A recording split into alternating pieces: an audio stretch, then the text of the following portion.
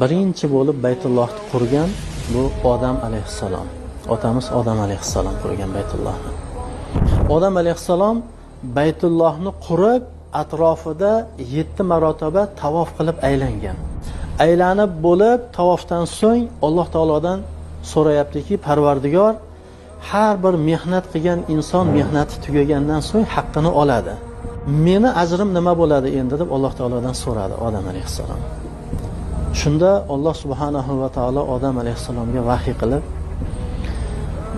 seni ajring bu Baytullohni tavof qilganingga seni gunohlaringni kechirdim, mag'firat qildim dedi. Odam alayhissalom, ya Robbi zidni, ey Parvardigor, yana menga ziyoda qilib bergin.